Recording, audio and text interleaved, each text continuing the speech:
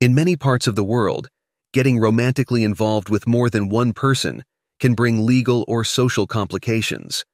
This is often because marriage is restricted to two individuals in much of the world, and any additional involvement can be seen as a deviation from the legal and social norm. However, there are notable exceptions. Some countries indeed allow and even encourage marriage with more than one wife. These countries have laws and cultural customs that differ from the common monogamous norms in many places. In this context, we will present a list of 7 countries where it is legal to have more than one wife. For instance, Sudan is a country that not only permits, but also encourages this practice. In a notable case, Sudan's president in 2001, Omar Hassan Ahmad al-Bashir, promoted the idea of multiple marriages as a way to increase the country's population. This video explores these cultural and legal exceptions, providing insight into marital practices in different parts of the world. The president of Sudan made an ambitious statement about the country's growth potential. He believes that, although Sudan is already large, it has the potential to expand even further. According to him, current conditions are ideal for development, but the country faces a need for more workforce. In the context of Sudanese family laws, divorce is a legally available option only for men. Moving on to Saudi Arabia, this country holds a special significance in the Islamic world, as it is the birthplace of the Prophet Muhammad and an important religious center. In Saudi Arabia, Islamic teachings are strictly followed with a literal interpretation of the Quran. This sacred text provides guidance for marriage, allowing men to marry more than one woman, 2, 3, or 4. However, there is strong advice to marry only one if they fear they cannot be fair to multiple wives.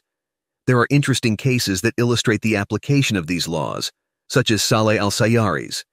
He has 3 wives whom he has been married to for over 20 years, but his 4th wife is often replaced. This example highlights a unique interpretation and practice of Quran-based marital laws, reflecting the complexity and diversity of cultural and legal practices in different parts of the world. Saleh al-Sayari is an individual with a remarkable marital history, reportedly having been married 58 times. He has 10 children, but seems to have difficulty recalling details about his daughters, who would be around 25 years old.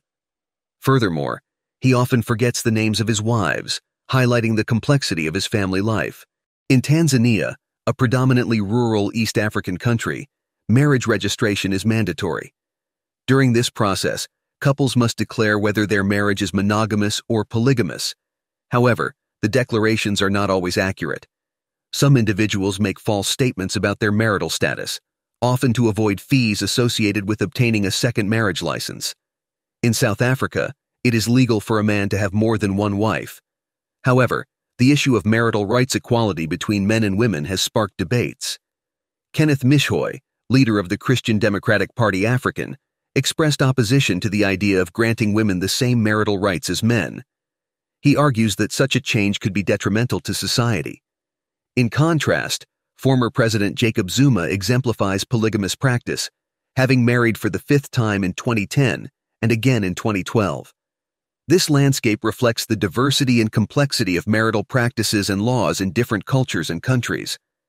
This man follows the traditions of his country and maintains a polygamous marriage, but he is currently married to only 4 wives. He has faced the loss of one wife and the divorce of another. The individual's public image took a significant hit when he confessed to having a child out of wedlock, an act that stirred controversy and disapproval among the public. In Ethiopia, despite polygamy being officially abolished in both the Penal Code and the Family Code, the practice still persists. About 5% of married Ethiopian men, especially those in Muslim and pagan communities, have more than one wife. Stories of polygamous families often make international news. One of the most recent ones involves an Ethiopian man who has 12 wives and a total of 78 children. This man admitted to having little knowledge of family planning. His large family, consisting of him, his 12 wives, and 78 children, faces significant economic challenges. They survive on a diet primarily based on banana roots. Concerned about the future of his daughters, he is taking controversial steps, seeking to marry them off in exchange for resources in an attempt to secure a better life for them. This situation reflects the complex social and economic dynamics that can accompany polygamous practices in certain cultures. In Morocco, the practice of polygamy is still allowed for Muslim men, with the possibility of marrying up to 4 wives. However, there has been a significant change in the country's laws. Now, for a man to marry polygamously, he needs the authorization of a judge and the consent of his current wives.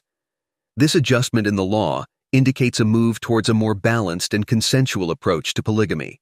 An interesting historical fact related to Morocco is the life of a Moroccan sultan from the 17th century. This sultan, who lived between 1672 and 1727, holds the world record for the number of children, having had 888 heirs, 548 males, and 340 females. Remarkably, he had 500 wives. In addition to his extensive progeny, the Sultan is also remembered for his tyrannical rule, during which he governed Morocco for 20 years and was responsible for the death of about 30,000 people who disobeyed his orders. On the other hand, Eswatini, a small country in southern Africa with approximately 1.3 million inhabitants, has a demographic profile where women make up the majority of the population. This demographic detail is notable and can influence various aspects of Swazi society and culture. In response to the gender imbalance in Eswatini, where many women face difficulties in finding a husband due to the scarcity of men, the king introduced unusual legislation. This law stipulates that all men must have more than one wife. The idea behind this measure is to increase women's chances of getting married.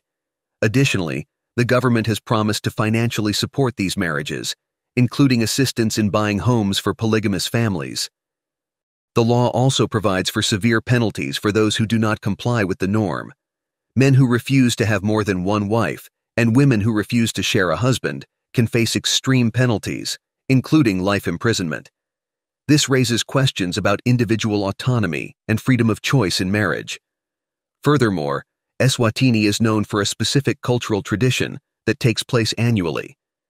During this ceremony, many virgin women dance in front of the king, who has the opportunity to choose a new wife from among them. These dances, performed with bare breasts, are part of a cultural ritual aimed at impressing the king.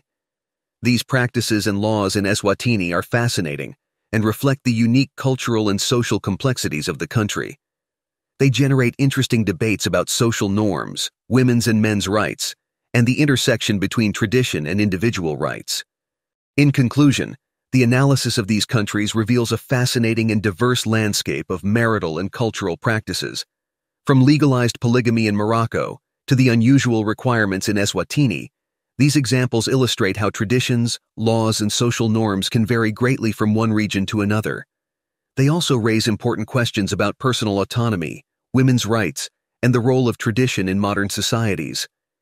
These stories are more than mere curiosities. They are windows into a better understanding of the complexities of human relationships and social structures in different parts of the world. If you found this video informative and interesting, don't forget to subscribe to the channel for more content like this. And if you know someone who would also be interested in these fascinating stories, share the video with them. Your engagement helps grow our community and allows us to continue exploring and sharing knowledge from around the world. Subscribe and share.